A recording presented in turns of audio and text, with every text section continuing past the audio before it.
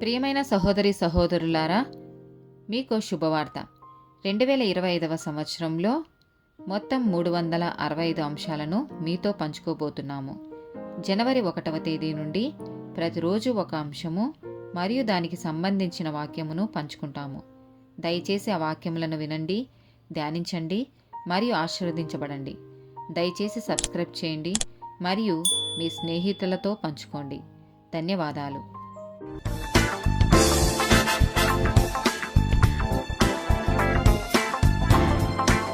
79th day topic సేవకులు. యోహాను సువార్త 12వ అధ్యాయము 26వ వచనం. ఒకడు నన్ను సేవించిన ఎడల నన్ను వెంబడింపవలెను. అప్పుడు నేను ఎక్కడ ఉందునో అక్కడ నా సేవకుడును ఉండును. ఒకడు నన్ను సేవించిన ఎడల నా తండ్రి అతని గణపరచును. అపోస్తల కార్యములు 6వ అధ్యాయము 1 నుండి 4 వచనాలు.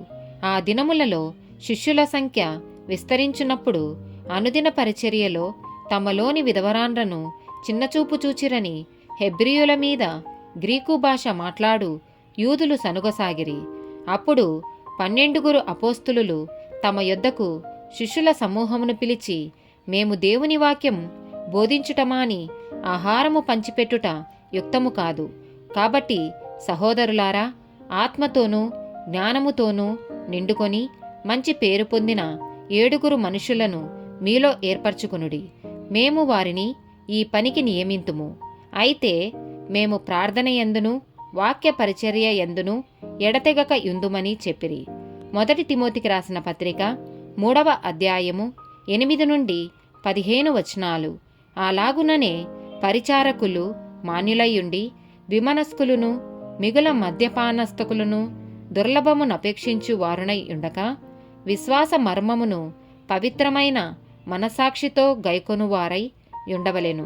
మరియు వారు మొదట పరీక్షింపబడవలెను. తరువాత వారు అనిందులైతే పరిచారకులుగా ఉండవచ్చును. అటువలే పరిచర్య చేయు స్త్రీలును మాన్యులై కొండెములు చెప్పని వారును మితానుభావము గల వారును అన్ని విషయములలో నమ్మకమైన వారునై ఉండవలెను.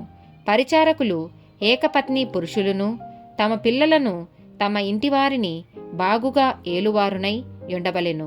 పరిచారకులయ్యుండి ఆ పనిని బాగుగా నెరవేర్చిన వారు మంచి పదవిని సంపాదించుకొని క్రీస్తు యేసునందలి విశ్వాసమందు బహుధైర్యము గలవారగుదురు.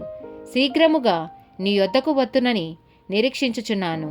అయినను నేను ఆలస్యము చేసిన ఎడల దేవుని మందిరములో అనగా జీవము గల దేవుని సంఘములో జనులేలాగు ప్రవర్తింపవలెనో అది నీకు తెలియవలెనని ఈ సంగతులను నీకు వ్రాయుచున్నాను.